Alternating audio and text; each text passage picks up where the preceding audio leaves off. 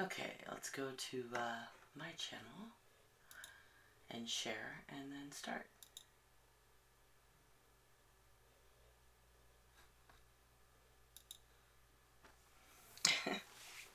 As far as on my side, and I even on Twitter tagged Joe Biden and Kamala. Okay. I'm like, maybe, who knows? You never know. How close are you to your mic? Maybe a half a foot. Okay. Do I need to be close? Do I need to be closer? It would probably be better, but it's okay. I can adjust it. Our The TV mic died. wanted. Oh no, Mm-hmm. that's not good. Is this better? Nope. Hmm? As far as the mic is concerned. Yeah. I adjusted. Okay. Because But I you like still to step sound, back. yeah, like Okay. Oh, I can adjust it more. quiet to me, Okay, but your levels in the stream look okay. Ooh, although I look weird. I gotta cut my stuff I different think both here. of us should just shave our heads and just start over. I'm just like, it's just. What? I, What does shaving our heads have to do with anything? what you said, you were talking. I thought you were talking about your hair. I'm sorry. All right. No. Whenever you want to start this roller coaster that we call our show. Okay. I just shared on Facebook. I think. Let me get a sip of I some shared here. somewhere. Ha! That's all that's gonna happen. Alright, let me go find my notes. Alright. Yeah, I'm gonna have you quote Anne Frank because that's always a good way to be hopeful. Yeah, that makes perfect sense. Ooh, I should put lipstick on or something. I look so pale right now. Alright. It's really a wonder that I haven't dropped all my ideals because they seem so absurd and impossible to carry out. Yet I keep them because in spite of everything, I still believe that people are really good at heart. Anne Frank, The Diary of a Young Girl. May the God of hope fill you with all joy and peace in believing, so that by the power of the Holy Spirit you may abound in hope. Romans 15:13. Hope is the thing with feathers that perches in the soul and sings the tune without the words and never stops at all. Emily Dickinson. So now faith, hope, and love abides, and of these three, but the greatest of these is love. 1 Corinthians 13:13. Let's talk about hope for the future. Welcome to Heresy and Hearsay, a podcast to reclaim faith in the context of political discussion.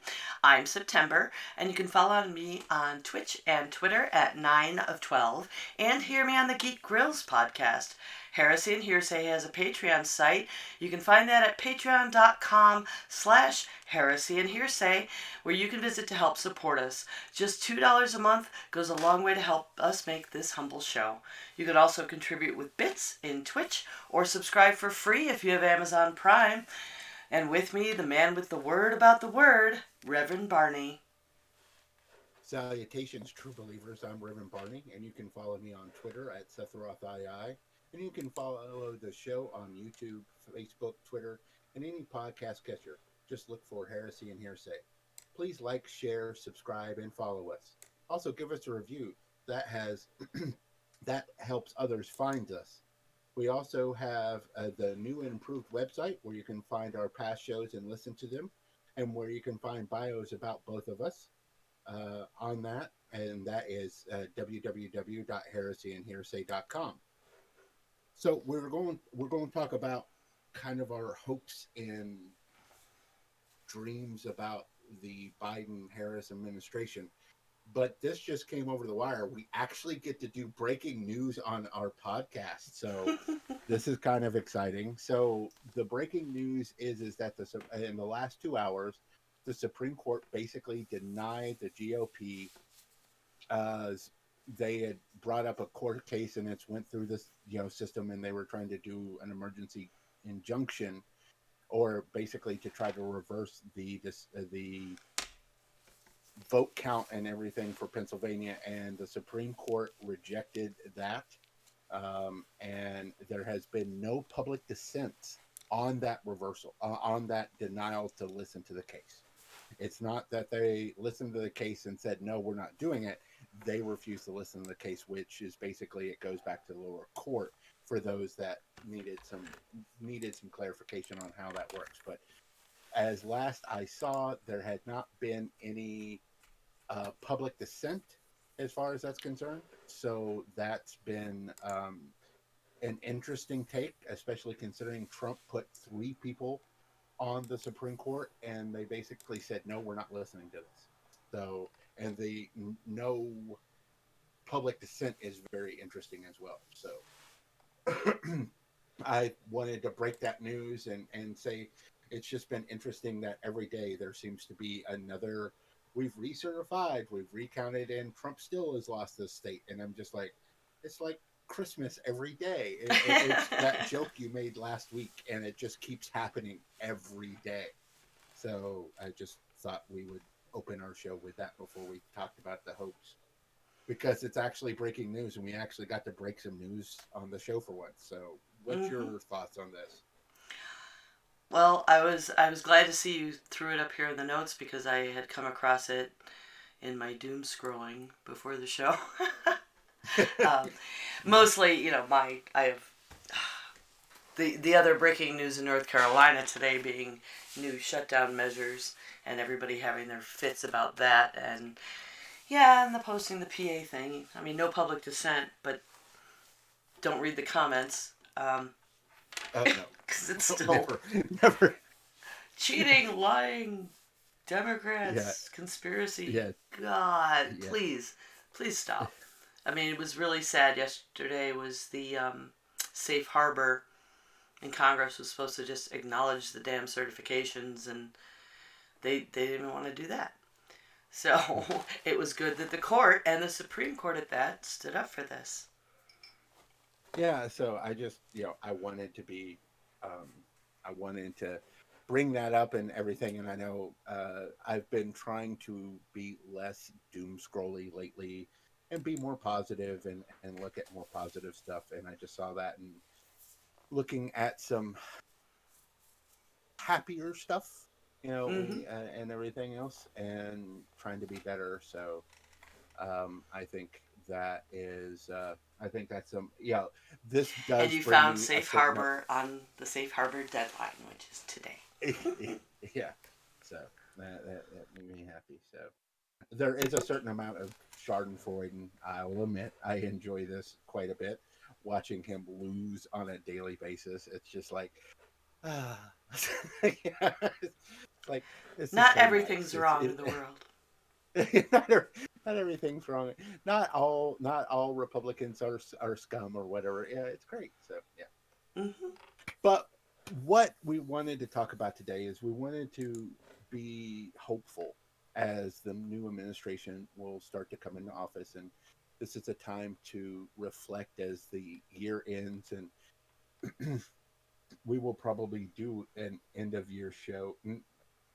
Oh, oh, that's, I just thought about the entire year of 2020 and all the flashbacks and how I still think it's March.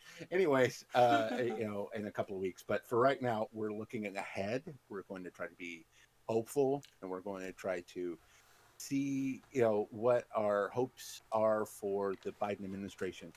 What we're going to do first is look over the picks that have already been mentioned and, stated, and our thoughts on them, the ones that we know about, the ones that we may have concerns with, whatever. And then we're going to do some, our top 3 pie in the sky kind of hopes, and then kind of top 3 grounded kind of hopes. So, and your top 3 grounded may be my top 3 pie in the sky, because I may not have the same feelings about how this may work out. So we'll see.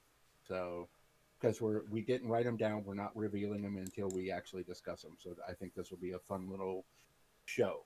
But before we do that, let's go over what he's already what Biden and camp has already announced as far as who they're looking at as far as their staffing is concerned. So the first one is, and I don't know much about this individual, but his chief of staff is Ron Klein, and I'm not really sure. I don't know a whole lot about him, other than that he was kind of the head coordinator of the Ebola response team when that broke out in 2014 and 2015. So this is probably a good pick for what we're having to deal with right now, as far as the pandemic we're dealing with right now. I think that's a good pick because he would know how to coordinate the staffing that needs to be done for Mm-hmm. them. Next is Janet Yellen. This Uh, is a. I think this is a fantastic pick. I mean, it's really on okay. point to um, appoint a former Federal Reserve chair to the Treasury. Mm-hmm. I agree, and she because she knows about how the Fed works, and she knows how this would be, um, and how the interplay between the Treasury and the Fed would work. I think this is a good one.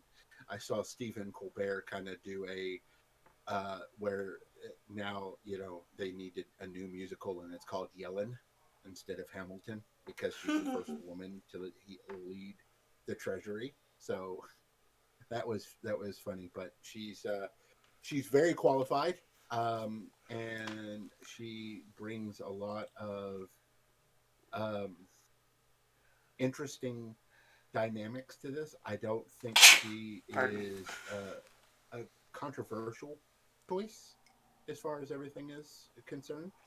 I mean, it's I don't. hard to have anything against someone who's held the three most powerful economic positions in the nation in the past.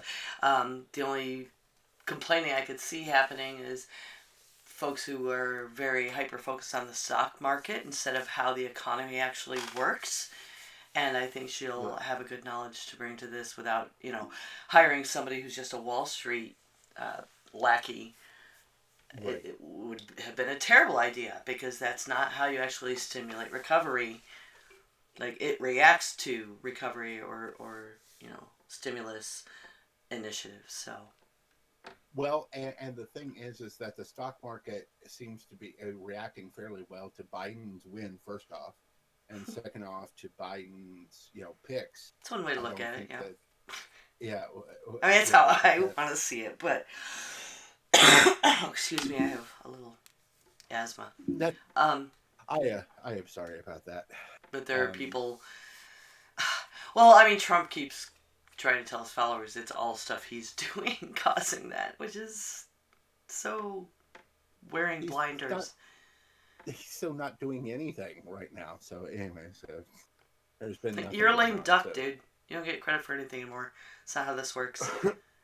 yeah, well, and the other thing is that she will probably be because she helped with the recovery back in when we were having that issue uh back in 2008. I think she'll be really helpful as far as what we're having to deal with now, and Yeah. setting I mean, up that was a a good historically stunning recovery. yeah. And I think she'll be very good on getting the recovery back again as well. I know he said it was the slowest Trump said it was the slowest recovery ever, but it wasn't. He can say whatever he wants I to, mean, but considering the depths of it, holy moly. yeah. And the thing is I think she'll be able to come up with a relief program that. And here's the thing. I'm going on an assumption here, and this may change, but I'm going on an assumption that when the election in Georgia happens, that it is going to be the two Democrats are going to win. Okay, there's this electricity in Georgia right now where I think that is more than probable at this point. I sure So hope so. So as long as there's not a whole lot of real bad voter suppression, and I don't see that happening. And honestly, the way Trump has been talking, he's he's suppressing his own voters about the election and everything. That you know, I think that so that's the assumption I'm Yeah, that playing with seems on not this. smart, right? Like, we can't trust the voting process. It's all messed up, but go vote. Like, no, Yeah, that's a good way to get them to stay home. yeah. So yeah, yeah, especially when you talk about the mail-in voting and stuff like that, and that's still going to be largely a big thing and stuff like that too. So yeah, I don't. Yeah, so I think he's suppressing his own basis turnout about that because they didn't seem to be all that when because I watched, and we'll get to the others in just a second, but I did watch that rally that he had in Georgia because I said I was trying to be more positive, but even I have to sometimes I have to wound myself to know I'm alive, and so I watched it, and he didn't seem very positive. 95% of that rally was about him. He mentioned the other two in passing, basically. So I don't think that helped at all as far as their turnout or anything is concerned. They're basically on their own in this situation. So I don't see a lot of help in that field. So I'm going on that assumption. And so a lot of this is contingent on what happens in Georgia. If the Senate goes blue, then at that point, a lot of this stuff can possibly get through. Because I'd love to see Mitch McConnell just no longer be the Senate Majority Leader. Right? I just, Jesus. Goodness. Anyways, so let's move on. Secretary of State Anthony Blinken. Blinken. I have no idea who this is. Um, well, he was a national security advisor before, and but, oh, and he was deputy secretary of state for Obama. So I didn't know that. I recognized the name, but I didn't notice until reading that here. That's who that is. So that's good. I mean, taking a stance wise, I think that's good. I think so too Having an because it established says it. name who practiced this multilateral um, way of doing things in the past, and it's not a name where it's gonna say it's not gonna invoke that. Oh, see, they just gave it to somebody to do a favor. He didn't do you know give it to another Democrat who had been running for the presidency, which has happened in the Mhm. past. Like, it wasn't a consolation prize. I don't think anyone can have that criticism of it. Right. And given the current skeptical state of our union, I think that might have been a really good call to be careful on that front. He announced Defense Secretary Lloyd Austin. Now, I have a problem with this. I had a problem when Trump did this with his retired general, and I have a problem with this now. So I have to be on the same side. I can't be hypocritical. He may be a wonderful person and everything else, but I do have a problem with retired generals not waiting that full 7 years before they can have a position like this in government service, because I think it taints the government service, and I think I there's Really? a reason why I I think there's think a having actual active service and recent memory is potentially a benefit. it can be as far as an elected official. I have no problems with like someone who is a retired whatever and then running for office. That's different because they are responsible to the electorate. And so I don't have a problem with that situation.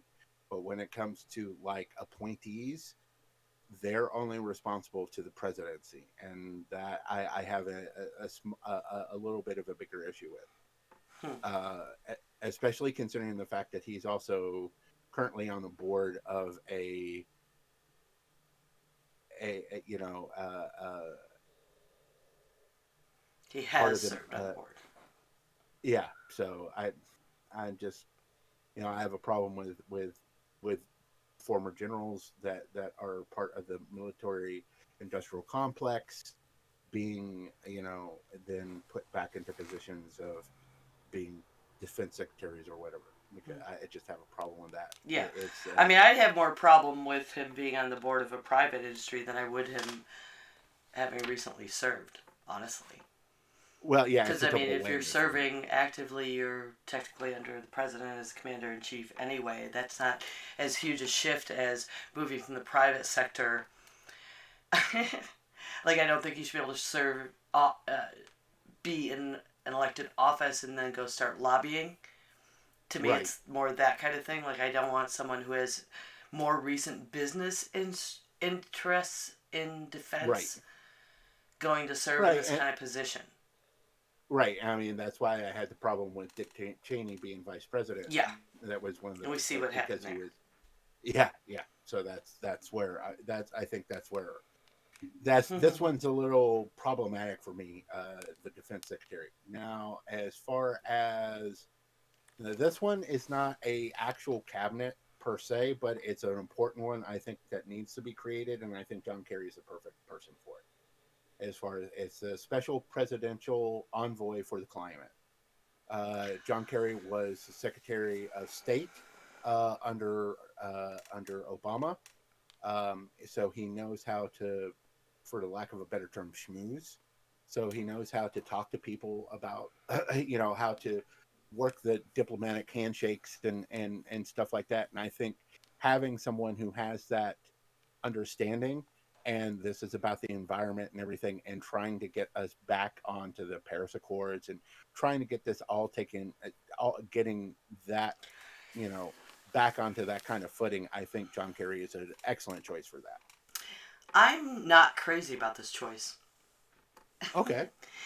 Um, John Kerry, I don't think is what we needed in this kind of position. If you're going to create a new cabinet position, you're going to make it about climate change. I see this as a missed opportunity. This is where I would have put one of the more progressive Democratic candidates that Mm-hmm. did step up and back Biden strongly during the final stretch of the campaign, that Mm-hmm. had activated new young voters where this is their top issue. Who had experience with uh, organizations like Greenpeace or Sierra Club or whoever they had all worked with before running for office. I mean, this could putting someone like that into a role like this could have kept activated that base of voters that jumped on and worked for the Biden campaign to get him this win, and given the world some new hope. I mean, I can see Mm-hmm. where John Kerry is a good pick for the diplomatic, getting everyone, okay, calm down. The United States is no longer a bunch of fucking lunatics, and we're going to come back into these accords. But I think they're all ready to accept us very excitedly back into things like the Paris Accord, and Right. to trust this administration with making the moves necessary to get clean air and water and energy back on the docket, without having to have the gravitas of Kerry to do that. I think and he's not the most energetic guy. He's not the most inspirational guy. I mean, he was undermining the election with the whole switch voting stuff, but um, that obviously he has the credibility after serving under Obama worldwide. I think this was a missed opportunity for a brand new role to get Mm-hmm. someone new into it. No, That's the kind of I energy understand. I want to see going forward, so we don't let down all these voters that came out finally. No, I get that. The only thing that I'm trying to think of one of the other presidential nominees that or the that were running for that that was their big thing was environment, and I can't. My brain is not finding anybody. You know what I'm saying? You know, Bernie and Warren was both very economy oriented and single payer and stuff like that, and Yang was about the about getting the brain about getting the minimum living wage, not but also getting the you get $1,000 every month from the government kind of thing, and I can't remember what it's Universal exactly base called. income. Thank you, thank you.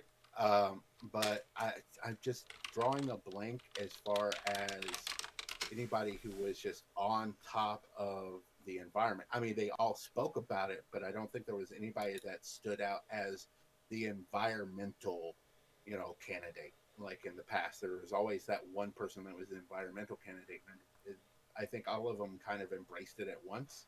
So I don't know who you could have picked for that role, if you understand what I'm saying. Yeah, I'm not ready to say that either, but I feel like I could ask most of my coworkers, and they would be able to tell me who that was, and that any of them could have stood in that stead to keep that energy going. Oh yeah, no, I agree. I understand what you're saying. I and I can see your point to that, and so Like, it's maybe, not maybe the but best if you've got a brand new position and a very current issue that activates the younger base of voters who have the most right, at stake right now, with the right, future of climate change, to especially give it to an old white guy.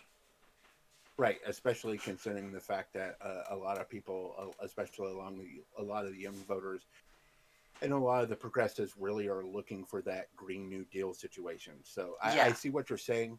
I Like, think, whoever talked about and this, Green New Deal most, yeah, maybe put well, it I know there. who that is. I know who that is, but I don't want her out of Congress. Well, So, yeah. yeah. Yeah. So I said I like her in Congress. So let's AOC needs to stay there for a little while. But I have a kind of a feeling as far as John Kerry is concerned. I think this is a transition position for John Kerry. I think this. I just have a feeling this is like it's like 6 months a year kind of thing. He'll step down and then they'll put somebody that's a little more Well, energetic. that happens a Like lot I with cabinet positions. yeah, I think this is more of a to smooth things over and like I like we both said to say okay, we're not a bunch of crazy idiots. This guy was an anomaly. We hope this guy was an anomaly. Everything's fine now. We believe in science again. Everything's cool. And everything else, and then he can step down and have somebody who can be, I don't want to say more radical, but more have more energetic ideas, if you know what I'm saying. Mm-hmm. So, Actually, you know who was big on Green New Deal was Buttigieg, oh, okay. and he is certainly, like, I mean, it would be going from I mean, mayor to a cabinet Tr- position is a really good step.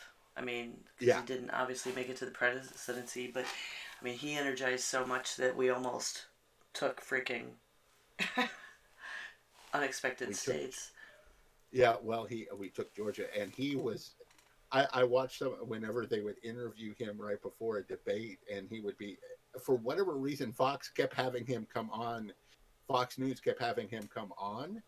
and he would just beat up Fox News hosts like like they were speed bags, and I'm just like, why do you keep inviting him back? Why don't you try somebody? Because I'm just like, oh my god, do you like the abuse? Is there, do we need to have a discussion here? Do Yeah. we have an interview? Because I mean, it's just, so he knows how to talk. I don't, may, again, he may step up in the, like I said, I think it's more of a transition to kind of smooth things over, get everybody okay. The other thing is that Kerry is going to have to probably deal with Putin and everything. Well, Putin's going to be stepping down next year, so he's going to have to deal with Russia, and Russia is a very fossil fuel oriented system right now. So he's going to have to deal with them to get them to transition as well. And I think that's going to be a big deal as well as trying to. I think him talking to countries that are very fossil fuel oriented and trying to work deals with them. I think that's where he would also play a very good Mm-hmm. a role in. If like China and India, who are very heavy into fossil fuels right now. Talking to them, I think that's where he would be the most beneficial versus the others. So I think that's where I think this is where it's a good pick to try to get them on board and try to Sure. help them. Yeah, you kind of So already that said that. yeah, sorry. So Secretary of Homeland Security, I think this is a great pick. It's an immigrant. Um, they pushed for the DACA system, and I think this will give will definitely do some real rehabilitation for Homeland Security, especially the ICE system of it, because of what's been going on the last 4 years, Mm-hmm. especially. I think this is an excellent pick for that. So I have Yeah, and no it's a problem really with it. great timely thing now. The courts actually, that's another sort of breaking thing, was that yesterday the court actually Mm-hmm. ordered the Trump administration to reinstate DACA as it was implemented under the Obama administration. So Alejandro and Biden kind of get a little head start on not having to reinstate it, but they can actually start implementing it that way again um, immediately. Right, and also possibly expanding it. So I think that's an excellent thing. Yeah, yeah, because the So I next this step this is that path, and we want that. yeah. A lot of us do. Um, uh, I have I I guess this is a good pick. I have no idea who this individual is for the U.S. ambassador in the United Nations, Linda Thomas Greenfield, but she's a veteran of the Foreign Service, so she's a long time, you know, diplomat. She is one of the career individuals that we talk about that are in the trenches doing the jobs. So I think this is a good elevation for her, Mm-hmm. and as far as that's concerned. Well, just reestablishing it. So, Yeah. Director of the National Intelligence. Okay. Um, yeah, I don't know anything about O'Brien's. So, yeah. It seems fine. She or I'm sorry, she seems to be. She was a deputy director of the CIA during the Obama administration. Um, so that seems like a good pick because she knows what's going on. National Security Advisor Jake Sullivan was Biden's national security advisor, so I don't think advisor after Anthony Blinken. So there we go. So Anthony Blinken, who is the Secretary of State, was. So that's where we. So Anthony Blinken was the security advisor for Biden back when he was vice president. So that's where. Okay. So Jake Sullivan was the security advisor after Blinken. So that's where those two are connected. mm-hmm. So that works. So that's he's getting some people he knows, which is important because you want to trust people in those kind of roles Yeah, I mean, to that's give what the you the cabinet's about. yeah. Well, some of them you also I think you also want dissenting views of people that dissent with you, um, so that you hear different sides of the argument. And the other thing, I so mean, I you can think think that, but that's not what it means. yeah, A kitchen cabinet. I mean, it's your kitchen cabinet. It's your tools. It's you. It's how you get things done. This is simply like that's what it's. My understanding is that's what it's named after. And having been in a role for a candidate where or for a politician where we were his kitchen cabinet, he called it. Um, no, you want people on the same page, but you can't. It's delegating responsibilities and tasks is what it's about. This isn't where you get your dissenting opinions and stuff. That's where you have, your communication with Congress with the House and Senate. That's where you make all those kind of deals and you pay attention to the dissenting views because those are coming from the people. But to get tasks done, the cabinet is about delegating responsibilities to specific objectives. So the Office of Management and Budget Director. I'm going to let you pronounce that name because you know I'm bad at pronouncing names. Neera Tanden. Okay. On the progressive Twitterverse, they are not happy with Pick at all. They think she is too centralized. She is too Wall Street centric, too big corporation centric. I don't know enough to make a judgment call, but that I'm just giving information as far as what the progressive Twitterverse is. They are not happy with this pick at all. AOC was not happy with this pick. Is one that I saw that, as far as Congress was concerned, was not happy with this pick. So it'll be interesting as far as she's concerned. So I don't know enough about her. She seems fine. You know, she may be too central, too centrist, or too corporate minded. We'll see. I think it's if that. Yeah, I don't know how much this is a title because there is a whole board of economic advisors that shares in this tasking. Right. So I don't think it's too much to be worried about. Yeah. The White House press secretary, Jennifer Paskey. I think I got the E. Why did I do politics? They have so many names.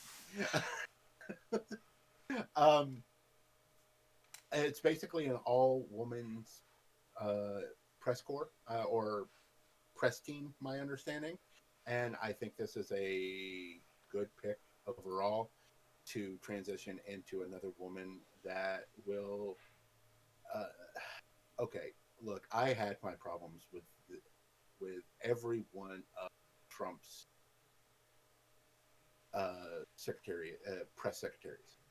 And this last one, McEnany, oh my gosh, there was just something about her that just made me want to get in my car and drive to another country because she just made me so angry for some reason, and I don't know what. I think it's the smugness about her. I'm just she reminded me of those high school girls, and the mean girls in high school. You know what I'm talking about?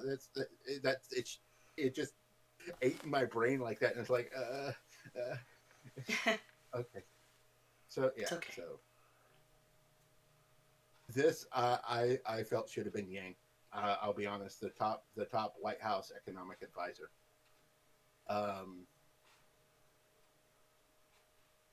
It's an executive. It's another executive. Brian Deese is the current one.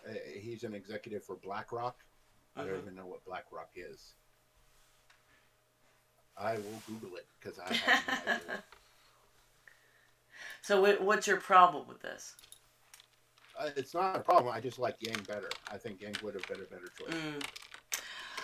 Yeah, that's although. Okay. I mean, he doesn't have policies that have proven experience with policy for that level of position, even though it was his top issue. Because economic advisor is kind of a really big deal as far as directing the recovery. I don't think Yang has the appropriate experience for what we're going to have to face in the wake of the pandemic. And being that Deese worked on the auto bailout, which was one of the most amazingly successful recovery measures that I saw and had a lot of personal knowledge and experience about because my mother was working for GM at the time, and it was kind of the difference between her being able to retire or ending up with nothing after working for decades, let alone the deals that were made for the auto bailout. The government got paid back for them. Yeah. So it was like this net positive. It wasn't just bailing out a bank and getting nothing back. It was bailing out industry, creating and maintaining jobs and letting folks keep their retirement benefits. And then it was it didn't cost the taxpayers in the end. And the guy that did that, being advising the White House on economic policy to pull us out of the recession that's going to result from the pandemic, I think that's a good idea. BlackRock is a financial planning and investment management Yeah, I looked it up and organization. it's like, So, and it's yeah, it's investment and banking. I looked. I was like, oh, okay, I know what that is. mm-hmm. All right. And I see your points, and I do. I just you were talking about seeing excitement and stuff. That's where my excitement would have been is seeing that, or that, or I'll tell you someone else, but I don't know who I don't know who currently holds the governorship of Massachusetts See, they don't. right now.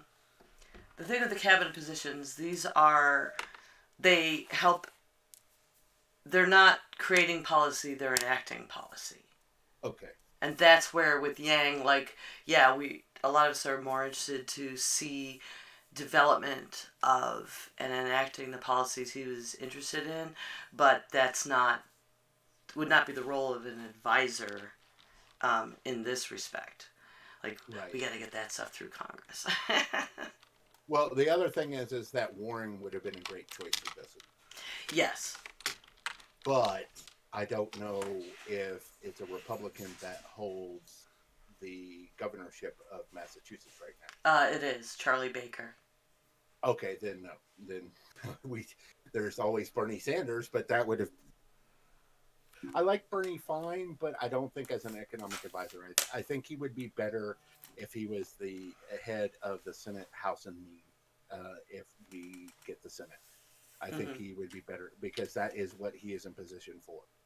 Warren would have been better at this, but that would have lost that beat. And then, so yeah, I understand why her staying in the Senate is important. Uh, Surgeon General, I have no problems with whoever the Surgeon General is, as long as they're a real doctor and not Doctor Benny Bubats. For those who are old enough to know that joke, great. If you don't, fine. But as long as it's someone who is an actual expert in a field, especially when it deals with transmuted diseases and stuff like that, is like the only. I'll be perfectly honest. There's only been one Surgeon General that has ever stuck out in my head, and that is C. Everett Koop, Hmm. because of the AIDS crisis. Mm-hmm. He was. I want to say he was on Good Morning America, and he was talking about there was these three kids in I want to say Alabama that were basically firebombed, and their family was firebombed out of their house. Yeah. And he was on, and he was talking about it, and he was saying, if these kids had a nosebleed, I would have them sit in my lap, because of the infection. I know exactly how this works, Mm-hmm. you know, and you are being, you know, basically bigoted. He didn't say that outright because, but basically, so yeah, of course, that beard also just like made him, you Yeah. know, but We have a lot of these so to get that's the through, only one. buddy. So, huh? We have a lot of these to get through. I'm sorry.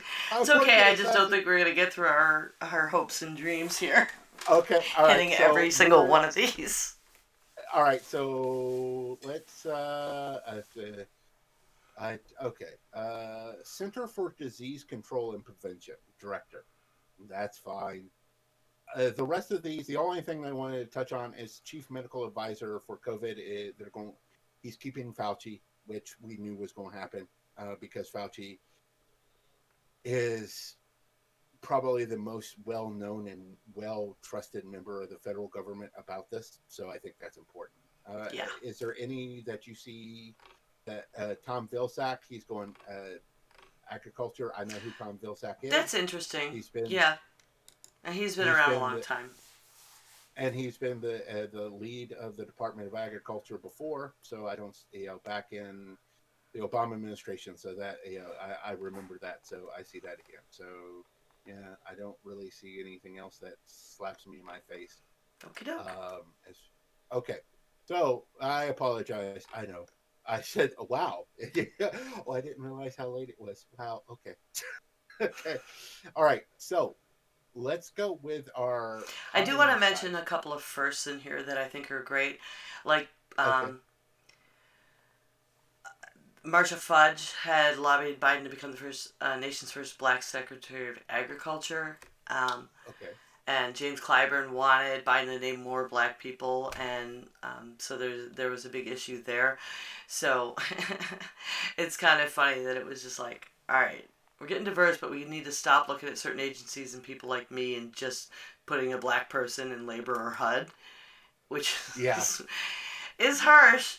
Um, but true. But there are some like the all female comms team you were talking about, and there were a few other women like the director of national intelligence, Avril Haines, would be the first woman to fill that role. So I'm encouraged to see the diversity that we were promised through that campaign being reflected in cabinet picks. I'd like to see a little I more of it than we're yeah. getting, but I mean, it's There's more still than we some had. So yeah, and I think like the big one that I really liked was the immigrant running Homeland Security. I think that mm-hmm. is a huge deal. I think that's like big. Yeah, and who has So experience in that position. So yeah, so I think that's a big deal and everything else. So let's talk about our pie in the sky hopes for the Biden administration. So what is your one of your pie in the sky hope? I want universal health care, including dental. Just want it Okay. done. Okay. And I agree that dental is extra. And I'm going to add on to that for you. I'm going to piggyback on that, as they say. I also want vision added onto that. Yeah, I mean those are Okay. base level. I mean, vision is a base level function of your body. You need it to Hmm. survive. Um, Not including dental and medical in policies even now. I mean, I actually just had a couple hours of work yesterday. I was talking to my dentist about it, and dental insurance is just a joke, and it's so short sighted Hmm. because of the health problems that can result from having problems with your teeth. Everything from Hmm. heart failure to digestive issues to, I mean, it's indicative of a bunch of different things. It just should be health.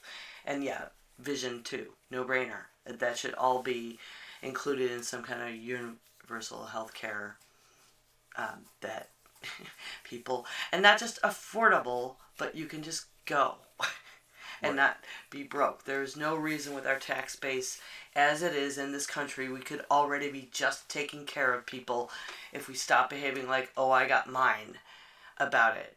The amount of money I would save on medical bills and paying insurance would be well more than I would my increase in taxes would be, and this is proven in other countries. And Right. I wanted us to take it a step further with dental and vision. Right. So my first one I want to pick is I want a special prosecutor assigned to for to investigate any crimes that have happened in the Trump administration. It's not going. I don't think it's going to happen. This is a pie, and so that's why it's in the pie in the sky thing. I feel that we, as a nation, made a mistake when Ford basically exonerated Nixon, and that was not taken care of. And ever since, with the Reagan administration and the Bush, the uh, W's administration, that the crimes that have happened in those administrations have led us to Trump and what has happened as far as this administration is concerned. And there has to be, I'm not asking for vengeance. I'm asking for justice. If they don't find anything, or if there's nothing, if there's not any evidence for it, fine. But there is so much, but this needs to be actually investigated. And I understand, oh, this is a witch hunt and everything, but how long did the Republicans stay on Benghazi and stay on Hillary's emails? And there was nothing to those. I This would is agree, actual. except I don't think that investigation and prosecution is the right avenue to deal with that. I would think there should be actual constitutional and legal reform to simply Mhm. hold those executive offices accountable to criminal offenses during their terms. Well, And here's I the think measures like that could be far more effective in the future and won't just get beat down or forgotten or pardoned or investigating and trying to prosecute just looks like vengeance and sour grapes, and I don't think it'll create the institutional change we need the way that we could actually just reform the qualifications and the ethics involved in holding these offices. I see what you're saying. I just think that if we are going to be a nation of actual law, then we need to enforce those laws. The fact that so many people, for example, mention the fact of how many times the Hatch Act was violated under this administration Mm-hmm. is enough in its own right. And if we are going to have the Hatch Act in the first place, then it needs to be enforced, and it hasn't been. So that's where I'm coming from. If we're going to have these laws, then these laws need to be. So that's why I feel the special prosecutor is what we need to say. Okay, this needs to be. We have these laws. This is what needs to be. These need to be enforced.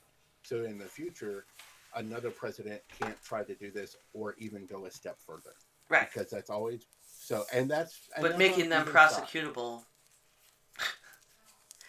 at the time of kind of needs to be a first step there. Mm, I know. I agree to that. And right now, according to the laws and the system, you can't prosecute a president Mm-hmm. and there are reasons for that, and I understand them in the logical sense. So, Nope. I think that's absurd.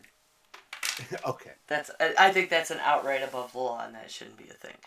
Because yeah, that's what keeps us from enforcing things like the Hatch Act, and then give the next president making a deal and given a pass. And no, right. but there is some hope for either of those things to maybe have some action taken on. Yours is probably more likely because people only want to rock the boat so much, but at least we have administration of a different party, so something can happen before everything gets pardoned and forgotten. Right. Well, the thing is that when Obama came in through the after the Bush administration, he said that he was. I'm fearful this is going to happen again, and so that's why I put it in the pie in the sky Mm-hmm. situation. And so anyway, so what's your second one for the pie in the sky? Um, I don't know. I had something. It flew out of my head. All right. So would you like me to go ahead while Sure, you you go remember it? ahead. I'll think. Okay. So my second one is I would like the universal I like universal college, um, free college or trade school, as long if it's a state trade school or straight state school, it's free, and everything else. That is paid for, and that you can go to school and get a good education and get the college degree, because so many jobs require that college degree or whatever.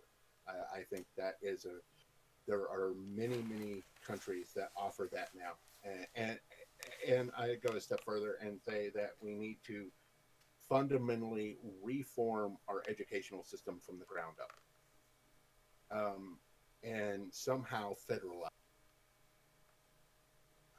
That's not going to happen. The states will have like a hissy fit, but I think there needs to be a universal, non-testing per se, but a universal system, so that we can uniform the schools to make them to where they can function make sure that the money gets to where they need to go to, and that the schools are what they need to be, so that we are Okay. not failing our students, that we can Yeah, I teach our would students. join you, excuse me, in saying that's a really good pie in the sky, and just add a few things. I Okay. definitely would love to see expansion of basic education, and I think it is perfectly feasible on a federal level. Just basically making it like, instead of grade 12, you have grade 14. You do 2 years of college, like that you're leaving high school with a bachelor's degree, is a perfectly reasonable measure that can be done um, nationally on a Hmm. nationalized basis. And it would could be done through state funded schools as far as funneling the money around. I would like Right. to also add to, though, complete student loan forgiveness. I want to see huge reform of student loans. I mean, it's we need this education gap fixed that this country has been in for a very long time now, but the debt incurred by the last few generations, especially, is um, we have just not caught up with how to fund a quality education. And if we could standardize the quality, as well as make a certain amount of it free, so we have paths upward in the economy for people to participate, um, we can start innovating again, and rebuild a lot of the hope in this country. But we need to forgive people who are just struggling to pay off loans when it doesn't even give you time to look for a job you're qualified for after spending all that money on college. I mean, it's Or horrifyingly discouraging. I mean, my son is buried in debt right mhm. now, and that Or needs to let's stop. And it's just it, reforming the system. Like, if you do, I mean, this is our pie in the sky. Forgive it all. yeah, The yeah, down to I earth agree. version is, get rid of the interest, change the policies, change the loans, fund it so they don't need those kind of loans to get the quality education. And standardizing, like you were talking about, at a higher level would make all of that not possible. Like, you wouldn't have to spend an extra $10,000 a year just to catch up to the rest of the world if you had a better base education. Correct. Yeah, because yeah, I think that's part of it is that when you because I noticed the like complete shock of going from high school to college, the levels of education of what I was required in, because high school, I I coasted by. I really didn't need to have to do a whole lot of work. I went into college and I was like, oh my gosh, the workload is incredible, Mm-hmm. just to make by. So yeah, I think that's an important thing, and I also think that there should also be especially in high school, but there should also be courses to learn how to just live your life. You know, to do simple things like manage your finances and stuff like that. I think there should be a course that you take that's called life course or whatever, where you basically learn how to do things to function as a human being. I think And bringing because back home ec shop and trade school options. I mean, I don't understand how they ever went by the wayside, but everybody started to get very focused on college and thinking that college was the way, and that was the only way. And I think that's where we lost some of the other fundamentals, because we have shifted our economy to be less I mean, I understand the argument creating. is that parents should be teaching that stuff. Yeah, but parents are having to work 40 to Exactly. 60 hours a week. Yeah, Where are not they going to having have a time to? livable wage, Yeah. a livable minimum wage. There we go. So There's a pie in the yeah, sky. Let's federalize there's that another. shit, because that's a game Yeah, changer for all of the rest. yeah. So living minimum wage. That's one. So that's your second one. So explain what a living minimum wage, what that would do for people in general. Well, I mean, all boats rise. I mean, it's not universal basic income, but it allows households to more effectively share responsibilities in the home because of the hours that can be worked, and people can afford a house, a car, a mortgage. Like, expenses can be met by one working adult potentially, and if you have two, I mean, that's your choice, and you can have a um, higher, standard of living is for money, but it lets, I mean, imagine had this pandemic hit and all these people that lost their jobs, and then people kept their jobs, but if entire households went down with the ship, but Mm-hmm. if, like, in my house, Rob could work remotely, I couldn't, I could take care of the kids, but if both parents are working right now and it's below a living wage and they're working both working full time just to meet their minimum bills, and then Mm-hmm. the school's closed and daycare's closed or just too expensive, and there isn't anyone to take care of the kids, and then you've got latchkey kids, then you have abandonment, then you end up with homelessness, where if you have a livable wage and a family can survive on, financially with one full, time work week income and meet their expenses, then the whole neighborhood comes up, the community comes up, people can spend, their time caring for their families, teaching them these skills, supporting them in their education after school, making sure their homework's done. I mean, it's just like a million little things. And also, the other thing with that is then they can start saving, Mm-hmm. so that if a tragedy or if they're laid off or whatever happens, they have money that they can live on and survive on. And I think that's the biggest thing that hurt a lot of people is most people, I'm included, most people in America are included. They live from paycheck to paycheck. Yep. There is no savings in their bank accounts, no savings whatsoever. I keep So trying, having, and then something yeah, well, breaks, and we make good yeah, money. Yeah, but we have savings because we have a 401k. But not everyone has that, and certainly not all jobs have that. And but to even be taught how to be financially stable and responsible and put aside savings, it's not anywhere near possible when minimum wage is like half what anyone needs to live on. right. And I would also piggyback on this and say wait staff should get a decent wage too. Mm-hmm. Yes, you can. Yes, they should be able to get tips. That's fine. You should tip. If you're especially, and I want to say this, and this is a tangent for a second. If you are going out to a restaurant in this time in this pandemic, and you are not tipping at least 20% right now, I don't hate you, but I pray for you because you are not a good person. Because these people are putting themselves on the line every day to serve you because you want to go out to eat and you're not at least tipping 20%. Oh, I don't and I know. want to add, people don't seem to realize this, and there was a time I didn't because restaurants used to work a little differently, and because like sometimes I'm old. We were brought up like you don't tip owners, and that's kind of crap, and you don't tip for takeout. Yes, you do. Yes, you do. Yes, you do. I You tip for fucking takeout. Especially any place that has. I mean, if it's takeout only, that's different.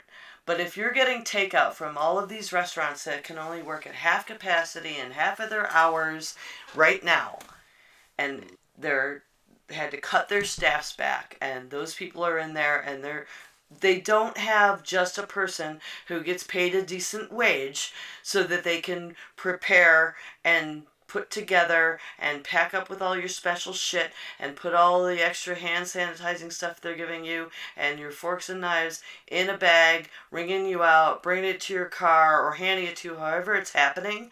Those are just the wait staff. Those are the servers that you would deal with if you were sitting there and you would be tipping them, and they're still doing all that work. They're carrying it from the kitchen. They're packing it up. They're doing maybe even a little extra, except not checking on you one more time. And if you don't tip, they get nothing to make up this huge gap that exists in the tipped wage, where they get a couple bucks an hour and then they have to, try to make up to minimum with tipping. And if they don't, a lot of times, shitty bosses are supposed to make it up so they at least get minimum wage. But they more often would just fire the person, or they feel the person serving feels pressured to go ahead and claim as if they make that much and hope they make it up. So right now in this pandemic, this is especially important. If you're ordering and just taking out or having it brought to your car from a sit-down restaurant, tip the goddamn 20%, because those people are still doing all of that work for you, right, to serve you. Right, and if you can do it cash, do it cash. If you do card, that's fine, but if you can do cash, do cash. Because as someone who's worked as a tipped individual, cash tends to work better for you at the end of the night, because it's a little harder to get all of your money, because you have to wait until the week versus you're working, especially if you're like driving. I'm gonna disagree. I understand your point of view, and if that's how people want to do things, fine. But most places do it end of night now, and because of touching money right now. I understand what you're saying. I get what you're saying. I don't even like touching money. I'm sorry if your boss is not cashing you out at the end of the night, but I don't want to touch money and hand it to you. No, I get your point. So understandable. So, but that can be one way or the other as far as that's concerned. But, and also tip well your delivery drivers if you have food delivery.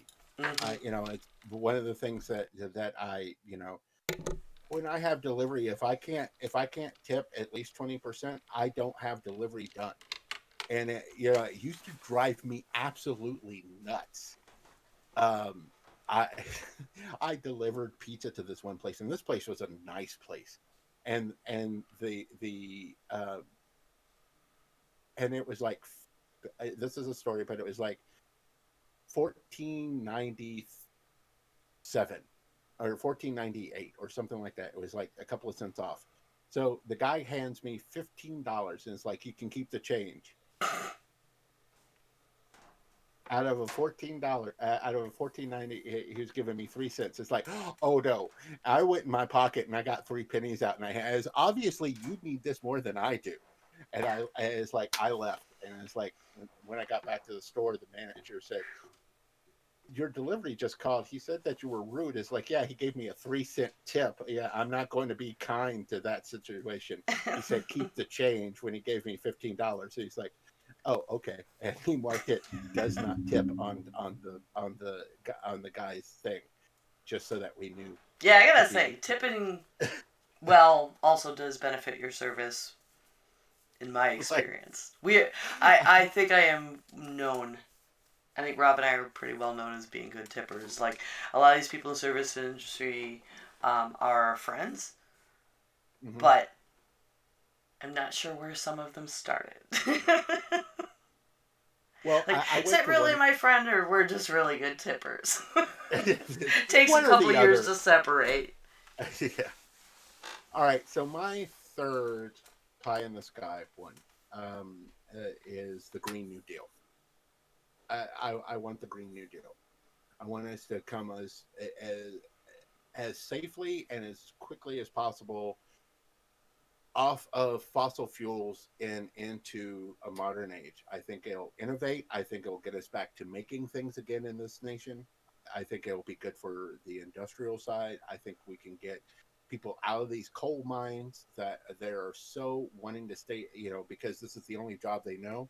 Get them trained in new jobs, get them better paying jobs, get them healthier, everything else.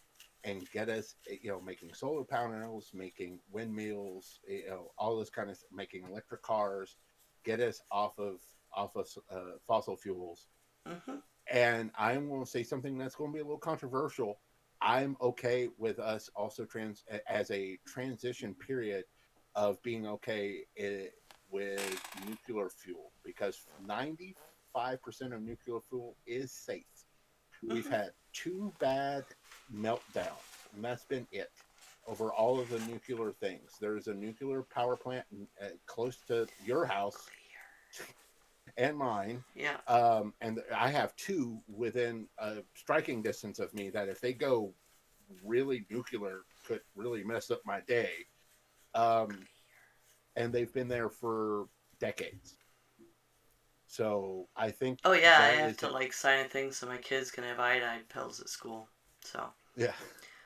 So, but but yeah, it I is think super safe. It's statistically it super safe. It is environmentally sound. As a matter of fact, there's a book on that I'm supposed to be reading. But anyway. so I think it's a good transition to like the windmills and the solar power and stuff like that. I think it's a good transitional thing to do until we can find fission. That's the one, right? Where it cold fusion or whatever. But that, that hasn't been created yet. But if we ever get to that point, it would be great. But until then, let's see what we can do as far as this. That is my third pie in the sky as far as that's concerned. Okay. What do you have for your third? Um. Well, I do want to say I don't think it's a good transition, other than just a few. It'd have to be super controlled, just a few of them, because we still don't have a way to dispose of the waste and switch to something else. Um, Yeah, but yeah, a we just shoot it transition up into space. plan. It'll be fine. Part of a We'll just plan shoot is it up good. into space. Yeah, no, let's not. Let's not fight that doom. Um, my other pie in the sky, I guess, would be to ultimately learn some really huge lessons from this pandemic. And I'm going to talk about this on Geek Grills at the end of next month in our 2020 review.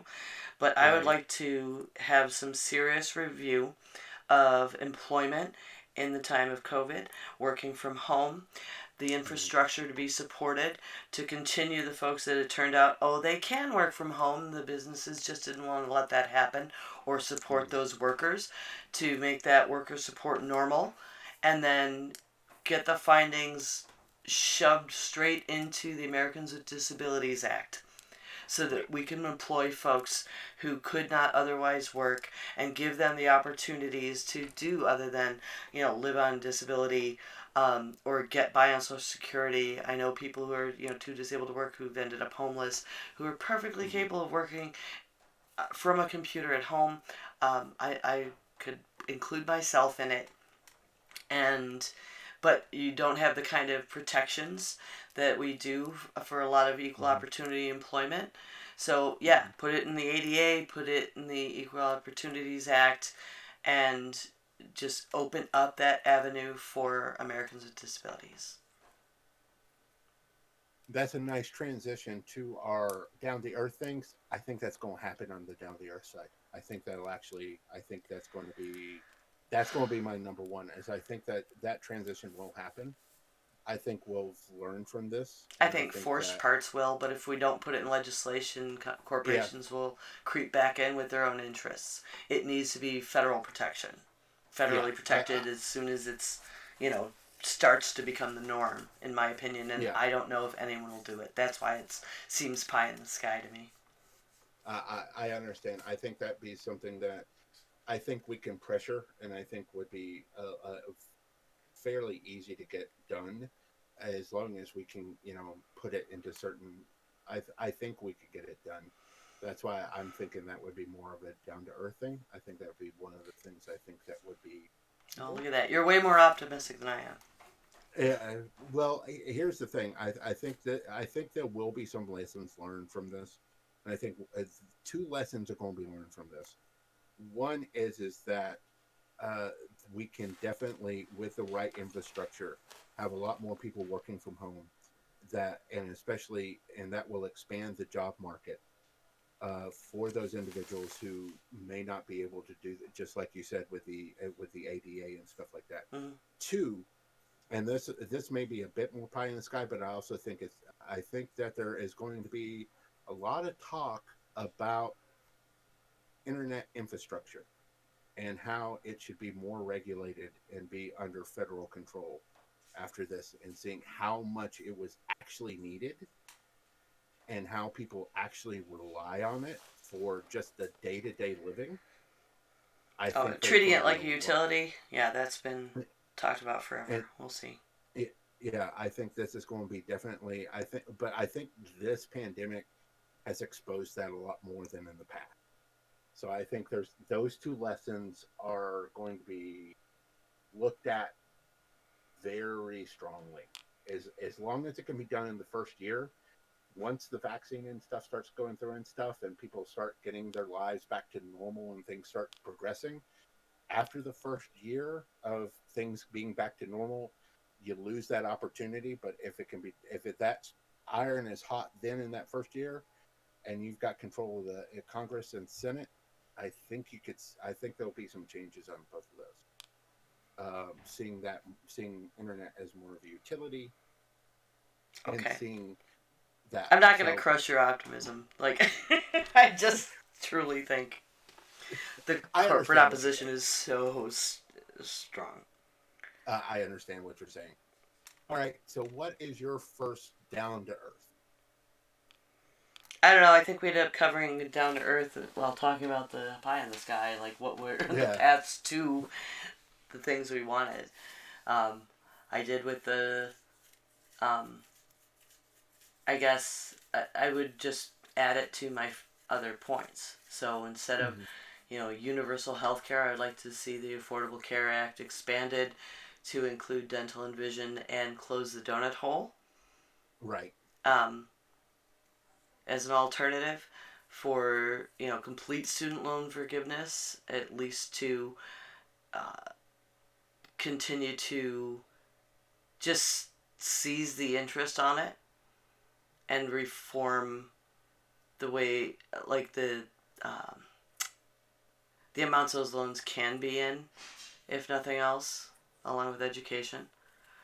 And what was the last? Oh, the barring actual federal reform of the Employment Opportunities and American with Disabilities Act to, at the very least, um, reform unemployment to be extended, because it's harder to find those positions sometimes. Right. That it can be accommodated, that when someone is restricted from the kind of work they can do, that they get automatic unemployment extensions for those periods. So there. Okay. Um, I is I think those are pretty much my down to earth as well. I think I think they'll probably expand the Oh, and join the ACA. climate accord again, right? Oh Like yeah, that's yeah, the down to earth. This is gonna at least freaking happen for climate change. We'll get back in that. yeah. I think we'll definitely be doing that. I also I think that we'll probably end up doing the whole expanding the ACA and somewhat. I think that will probably happen. I don't know about dental and vision, but I think that can be pushed and get that done. I think the loan restructuring, especially with Dr. Jill Biden as First Lady, because she is, her doctorate is in education. I think she will definitely undo a lot of what Betsy DeVos has done. First off, even though she's not going to be, Secretary of Education, but I think she will do a lot of help do a lot of good on that. But I think she'll also be a champion to get the loans restructured. So Mm-hmm. I think that'll be a good, because she spoke about that in the past. So I think those two things, I think those things will. Well, this has been a lot longer than I expected us to be. I'm sorry. It's okay. So I know. I apologize. It's me. I talk too much. So let's do this. Uh, so before we get to this week's carrot and stick, Brother Bowie, will you lead us in a word of prayer?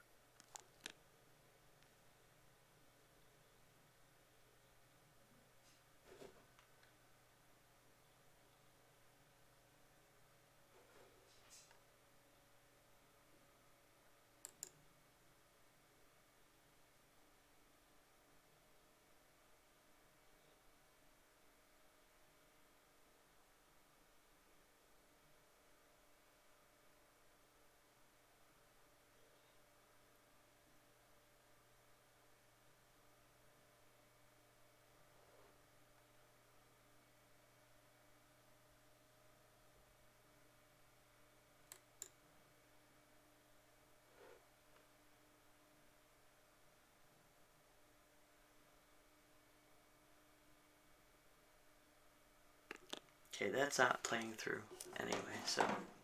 Okay. Want me to All do the right. carrot? Would you like to do the carrot? Sure. Governor Kemp for not wanting to be part of the Trump train, and he recertified the vote count in Georgia after another recount, which, Barney, actually, you should read this because you wrote it, but, right? Yeah. Yeah, you already mentioned What? earlier, love that Trump keeps losing day after day. Yeah. It's like Loser. it's like yeah. It's It's just Republican yeah. Hanukkah. Yeah, it's like it keeps coming every day, and I keep seeing it. It makes me happy. Just seeing that. So I mentioned this earlier, but Trump this weekend held a super spreader event down in Georgia. I watched it. I mainly watched it because I like to torture myself, but I also watched it because I wanted to see just how many people in the Trump organization and the Trump group was actually going to wear a mask, and it was nobody. I saw maybe three people and the entire crowd wearing a mask. And I'm just like, well, this is one way to make sure that his party doesn't vote is if they all get COVID before they go, before, Yeah, that's been so another we, everyday thing, right? Like somebody else in the yeah, administration gets COVID and these people still can't learn? I well, don't. it just, The disconnect is crazy. yeah, it just came out that Rudy Giuliani, who has been going from state house to state house to state house, just came Mm-hmm. out that he has COVID. And I'm going, well, I'm sure they appreciate that and Mm-hmm. everything else. And it's just like, okay, no. And it's like, that yeah. So I'm sure the drunk woman appreciated that at her testimony when she found out that he had COVID, but she was probably so drunk she didn't get it. So, anyways, oh no, I didn't post it, so we're gonna have to She go was a by mess. scratch because I didn't post it. It's okay. All right, so all right. Let's see if I can remember it. So, thank you for joining us at Heresy and Hearsay. I am Reverend Barney, and you can follow me on Twitter at SethRothII. You can also follow the show on uh, YouTube, Facebook, Twitter, any podcast catcher. Just Google us, and you can find us or our website. Don't forget that Heresy and Hearsay has a Patreon page at patreon.com/heresy and hearsay, where $2 a month will help the show keep going. And Yeah, that's it. with I'm that, I September, and you turn can it. follow me on Twitch and Twitter at 9 of 12, and hear me on the Geek Grills podcast. Thanks for listening today, and bless your hearts. Yeah, I actually pulled up, I had on my other computer last week's notes still up, so I just paged on the bottom of that. And you nailed that Oh, outro. like I've said it so much. It's like, all right, Yeah, it happens eventually. it's like, all right. End the So next stream. week, yeah. So next